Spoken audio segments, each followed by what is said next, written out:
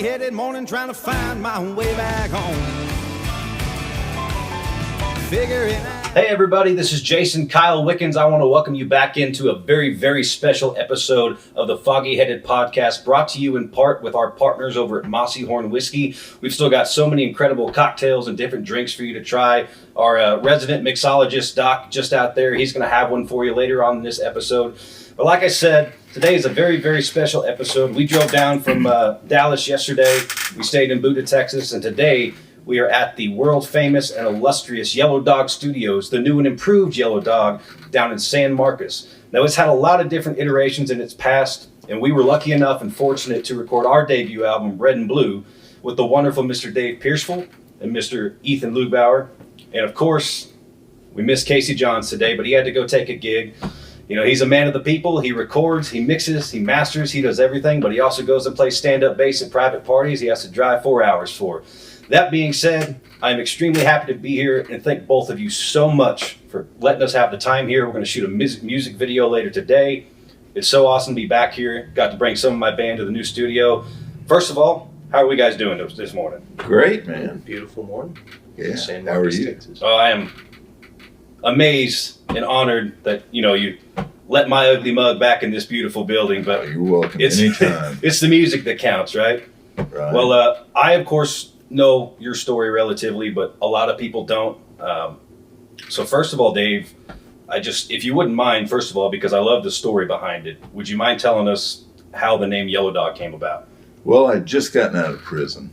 And no, I used to, in the early 90s, I'd kind of laid back out of my music career for a little bit. And I owned a construction company, or my family did, and I worked for them. And I'd started writing jingles and doing some writing as well, artistic writing. But the jingle thing kind of took off. And as a part of that, I was working for an ad agency. Can't think of the name of it now. This is when I was in Tulsa still. Gotcha. And they represented some malls, if I remember correctly. It was 30 years ago, but a chain of shopping malls back when you had shopping malls. Right. And, CDs were the method of delivery, the most convenient method of delivery back then. And so this would have been in like 94, 95, I think. And yeah, it was. And they wanted to do a Christmas album and then pull in local iconic, people in these different markets where the malls were and have them sing over it, and they would give away, as an incentive in the mall. So if you spent $200 or whatever. Right. It's like your which was donation. a lot of money back then. Right. It's your donation for merch at a show now, right? Right, yeah. You would go to customer service and show them your receipts and get a free Christmas CD. Whoop-de-doo. So what it did is it actually, I knew all the people that were on it, but it actually put us on the map or put me on the map as a producer and a recording engineer with that group of local musicians. And, so it was a really good thing. The ad agency, I had no name for the studio because I had never needed a name, and I had a yellow lab named Buddy. Buddy was sort of a wonder dog. He was really cool, and he spent all of his time, at my feet. You know how labs are. That if there's a space where they figure out that somebody's going to walk, they're going to occupy that. They're like cave divers. They'll find their way in. Exactly, man. So in a phone call where they were pressing me to tell them that they were trying to put the album credits together, and I had no name for the studio, and I tripped over the dog and probably said some colorful language.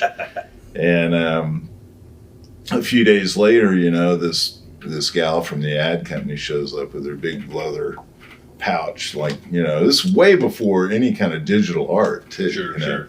Everything was hand drawn and painted. And they show up and they spread all this stuff out on the table, and they'd given us a name and a logo, and God only knows the value of that work. I never would have been able to afford it to begin with. Right, sure. It was really good stuff, and we became Yellow Dog Studio that day. Fantastic. And about, I'd say about 2 months later, after that event, then Brandon Jenkins contacted me. Right, sure. We were off to the races. Right. Well, like I said, I know we're in the new and improved Yellow Dog Studios. How many iterations of this studio have you had? I mean, technically there would be, there's some in-between stuff where I would, work from my home studio while I was building a space out or Gotcha. whatever. But technically we would have, the first studio was in my home in Tulsa. Then I got divorced and we moved the studio to downtown Tulsa. Mm-hmm. There was a brief period where I was in a smaller space, during my divorce, but we moved into a space real close to the Cain's Ballroom in that old historic part of downtown Tulsa. Big, huge red brick warehouse, 6,000 square feet with 20-foot ceilings or 18-foot ceilings. Wow. Yeah. I mean, Bowling for Soup used to pull their bus in the lounge. Wow. It had an overhead door. Wow. Yeah, and it was big enough that they could just pull in and kind of turn it into their playground. But I was there for a number of years, and then I pulled back into my home studio, which had become a little better set up as far as boutique gear, and made a few albums there, some big albums. And then right about then I moved to Austin. I decided I was having problems with logistics of having a studio in Tulsa. Right. I really, really had some tape machines and wanted to get back to recording analog on the way into digital. And the more of that, the deeper I got, I was flying people in from Nashville. Mm-hmm. To service this equipment. They just some of those people didn't exist, or at least I didn't know of anybody in the Tulsa area that could do it. So anyway, this is probably a really long answer. So we had that warehouse in Tulsa, the one in the guest quarters in my house. Previous to that, I moved to Austin. At the time, I was working in London. I'd already started working at Abbey Road regularly. Mm-hmm. That was definitely an option. My wife at the time, she worked remotely, and her office was in Hartford, Connecticut. Oh, wow. So we looked very closely at New York City. Mm. Looked at Nashville. I hate Nashville. Nashville probably hates me. And hate's an ugly word. I dislike Nashville. Yeah, there we go. They probably YouTube doesn't like that word either. Dislike. There we go. And then, of course, LA and Austin. I was already doing a lot of work here. I was touring with a guy. We were back and forth all the time, mm-hmm. playing in Texas, and it just seemed like a shorter commute. And I had a 10-year-old son. Right, sure. So, the obvious thing would have been to go to Abbey Road, but that probably would have ended that relationship. Family, right, sure. Severed that pretty good. So I, passed on that. And what I did like about the Austin area was there's so many studios. Mm. And of course, I'm working off the governor's music office. Gotcha. Registration, yeah. And I'm looking at it, and there was like 320 studios registered. So wow. My idea was to move to Austin and have a mix room in the South Congress, SoCo area, mm-hmm. Which I did, and then utilize the other studios, which wow. I did for about 6 months. And then I wound up buying a place. Right. And with a partner. And we were there at Annie in South Congress. That was a really big iteration of Yellow Dog. In my mix space, I made some cool albums. I actually did the entirety of Brothers of the Dirt in that space. So, you know, it exposed me to a lot of people that I hadn't seen in years. That album did. Yeah, absolutely. You know? Which, I mean, not that you need any help, but I'm sure that helped expand your, you know, production horizons. Well, you know, it's like when Cody Canada and Plato would come see us play I played for Brandon Jenkins. Sure, right. And when, you know, they would come see us play at Willie's when I think they might have still been in high school or maybe they were freshmen in college, you know. They were definitely younger and it was awesome to see them. And Stoney came around that first iteration of the home studio, you know, but I didn't stay in touch with any of those guys. Sure. And I had run into Jason Boland a few times, you know, here and there. Be sure to subscribe for the latest music, podcast, and show information. And don't forget to hit that like button. Yeah, by the way, this week, Drive, #1 on CDX, by the way. I know. And my friend Kelly McQuee, I think, co-wrote that. Yeah, I believe so. Yeah. I said, I saw Jason back in March. He was promoting the Kings of Babylon album that came out the day after. And he was playing a Good Record, just this tiny little hole-in-the-wall record shop, super vintage. And I saw it on Facebook the day before, and I texted my uncle and my aunt. And I said, hey, we got to go to this. You know, like, it wasn't a ticketed event. It was first come, first serve. Well, my thinking, because, you know, it wasn't on social media very much. And honestly, I'd never heard of Good Records until I saw that advertisement. And I was like, hey, there's like 2 comments on this. There's like 10 likes, and it's been shared 20 hours ago. I don't think many people are showing up. So we get there, and of course, I get everywhere early because I'm a Jason Boland junkie. So I try to get everywhere I can with him. But we show up, and I swear to God, there were maybe 10 to 12 people in that whole thing. And it was him, acoustic, with his current 5-piece setup. And it was actually fun because I remember I called you and was like, hey, I put my album on a flash drive, and I'm going to give it to Boland. And he was generous enough to take it. Not sure if you listen or not yet. But that was a really, really cool experience, especially being able to record in a studio that's done a couple of his albums that kind of created me in a sense. And a quick fun story caveat to that. I remember in the studio in Wimberley when we were recording, we were in the percussion room and we were talking about the little chains dropping sound in False Accuser's Lament on the Rancho Alto album. Right. And we found this little jar of nails, and Rich picks it up and shakes it and drops it. And he's like, wait, I think that's that sound. And it was. He yells back in there and says, Dave, was this on that song? Was this on False Accusers? And he was like, I think so, but I don't remember, but I guess I was having a good day.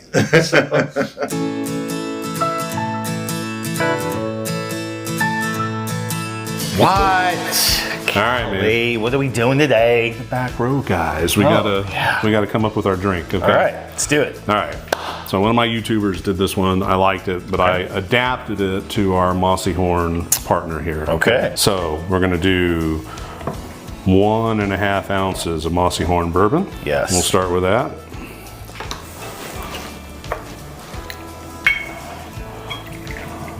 Healthy pour of that. Yes. 1.5 ounces. Good. And then 1 ounce. This is their pecan liqueur. Yeah. Oh, hold on.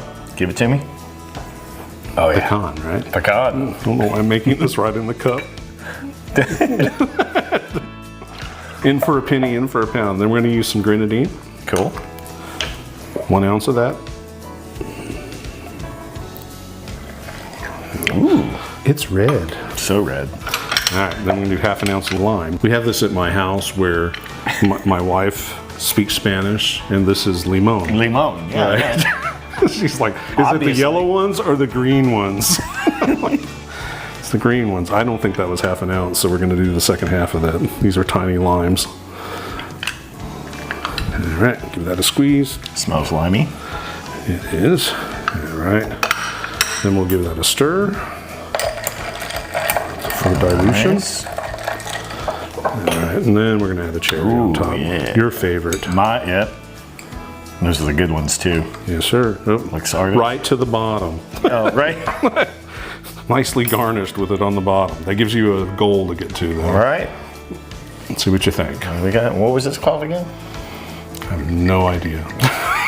I have no. Is there a blueberry? Take 2, Doc. What is this cocktail called again? It's called the Mossy Betrayal. The Mossy Betrayal. Yes, sir. Sounds like a Jason Boland song. It could be. Sorry. Cheers, everybody. That's a good drink. I adapted it well then. You did, and I don't feel betrayed. Maybe that's the point. Okay. But I want to move over to Ethan for a little bit. Yeah. He's he's a lot of the brains and the mechanics, just as well as everybody else at Yellow Dog is. Would you mind giving us a little bit of your background? I know a little bit. Obviously, I know more about Dave just because we've talked more. But you're a very fascinating character to me because you're so young and you're so good at what you do already. So where'd you go to school? What'd you study? How'd you end up here? Why do you do it? I went to school at Texas State University here in San Marcos, and I did the sound recording program there at the Fire Station Studios. So that's a 4-year degree, and it's really cool. You just get a lot of hands-on experience with a lot of very beautiful gear, beautiful studio, and you learn to respect it. Absolutely, yeah. Legendary studio. Yeah, absolutely. And it's kind of cool that it still exists, because I feel like if the university hadn't bought it, it'd be long gone. Probably so. Yeah. So they have some gear in there that's just priceless, just really beautiful stuff, and it's stuff that you don't get to see a lot around, just because it's very expensive. Right. A lot of studios and can't. it's scarce. Yeah, Which absolutely. is part of the reason why they're so expensive. Yeah. It's kind of funny, like when you're 19 and don't know much, you're like, oh, that's cool, I guess. They're pretty green to everything, right? Right. And then you don't start to realize how cool it actually was. Well, and especially with equipment being vintage, like, you don't know the stories behind it. I mean, some of them, of course you do, but some of it's left to the imagination. Who touched this amp? Who touched this tone dial? Who plugged this jack in here? Right? Totally. So there's a lot of these cool aspects to that as well, which is why I love antiques when it comes to musical equipment, but I'm just not in a position to afford it, and I also don't need them. And I remember at the old studio seeing your Dumble, and that was the first time I've ever seen a Dumble in real life. Well, it wasn't a real Dumble. Oh, that's right. Well, it's okay. It's good enough. As much as I wish it was. Hey, don't let him know. It's okay. Well, I have Lee Jackson amps that he's custom built for me. Right. Which are right up there with doubles. Gotcha. Well, Ethan, so how'd you end up here? Here, part of the degree plan at Texas State is you need an internship. Gotcha. And so I just started shooting emails out, and I was like, I'm not the most proactive person, but sometimes I get on top of stuff sometimes. Right, you can hone in on what you really want, right? Yeah. And so I started shooting emails out like kind of early, probably like 5 or 6 months before I would have been starting an internship, and I get a email back from Casey, and I go out and meet him, and he's like, "Can you be here tomorrow?" And I was like, I got class, but I'll come after class. Right, and this is actually Casey's room, right? For the most part. The A room? Yeah. It's kind of this is pretty mixed. Whoever. Just Oh, maybe that's just what he likes to tell me when y'all aren't around. He's the managing partner. He can say whatever he wants. Sure. So how long have you been here? I've been here going on about 3 years. Is it? I thought it was longer than that. Yeah, because we recorded at the end of 23. Mm-hmm. So you might have been here, 2 years at that point? A year or two? Maybe a year. I think I'm going on about 3 years right now. I'll be darned. Yeah. We were in the Wimberley location, back to the initial conversation. That definitely is a trademark part of Yellow Dog, is that ranch. Yeah. That was a cool time. We outgrew that, and then now we're here. But we were out there for 8 or 9 years. But Ethan, I mean, that's a crazy 3-year trip then, because you've been to London with me to Abbey Road how many times? 3 times. 3 or 4, yeah. And then Criteria. Criteria was in Miami, legendary place. Beautiful console. Yeah. Where you can stay at the bar till 5 a.m. Can you? Yeah. We wouldn't know about that. No, in I don't know if it's just Miami, but at least in Miami, bars don't close till 5. Well, we were in Studio C at Criteria, and I have to say to me, it's as legendary as Abbey Road. Right, sure. I mean, some of the biggest, Eagles Hotel California, and one of these nights was recorded in that room, and parts of Fleetwood Mac Rumors, and Ethan's favorite, the Bee Gees, Oh yeah. Staying nice. Alive. You got the hair. I think you can make it work. It's kind of a dark room, and we went there to cut vocals and to use the piano specifically because of that room, and which taught us a lot about the tone we were looking for in the piano that we ultimately bought for my room here. Right. But yeah, he's done a lot. Yeah, and like I said, I was here. A lot of experience. I played a show at Riley's Tavern back in March, and Dave unfortunately was sick the next day, so I couldn't come and visit him. But I got to see Ethan and Casey for a little bit, and Casey was just showing me around the studio again, everything that was updated and stuff that wasn't there the first time and second time I saw this new place. But we went in the other control room, and I see this board just all torn apart, wiring everywhere, and I'm like, what the hell's going on here? Well, this dude over here, he rewired the whole thing. Yeah. And you said it came with the schematics, obviously, but... Yeah, it was really cool. I got that, found that board on Reverb. It's a 1979 broadcast Neve desk. broadcast. Neve broadcast Neve, desk. yeah. Which is based out of San Marcos, right? Well, that iteration would have been out of Cambridge. London, or Cambridge, England. Yeah. Yeah, speaking of Neve, I remember, I think Dave was already gone on that Friday. We finished up The Other Side of Lonely, or he just got back and was just about to leave. But we took a lunch break, and then they drove over to San Marcos from Wimberley to pick up a brand new Neve. Was it a preamp? Mm-hmm. Brought it back, and I was so upset we couldn't use that for the whole album. But Other Side of Lonely sounded absolutely killer. And I remember watching Roman and Richard, our illustrious drummer, in the back room behind the glass in the control room, and I saw their faces light up when they heard that audio, because that song's just me on an acoustic guitar. Hey y'all, this is Jason Kyle Wickens again. Thank y'all so much for tuning in to this episode of the Foggy Headed Podcast down at Yellow Dog Studios in Wimberley, Texas, with the incredible Dave Percefull and Ethan. We missed out on Casey Johns this time. He had to run up to a show in Dallas when we were filming this episode that day. But again, super grateful to hang out with those guys, tell some stories, and just talk music and talk the reason we do what we do. Episode 2 of this one should be out probably in the next week or two, probably 2 Sundays from now if I had to guess, but we'll see what happens there. And then until then, go to YouTube, Jason Kyle Wickens. That's my channel name, just like my name. Go figure. Hit that like button, hit that subscribe button, comment, share, send it to everybody that you know that loves music and loves to listen to fun podcasts. And one more piece of fun information for you. We've got a music video coming probably after July 4th for our song Piece of Me, the wedding song. And we will explain that story in full when we post it. Some people know the story, some people don't. But we think it's pretty funny.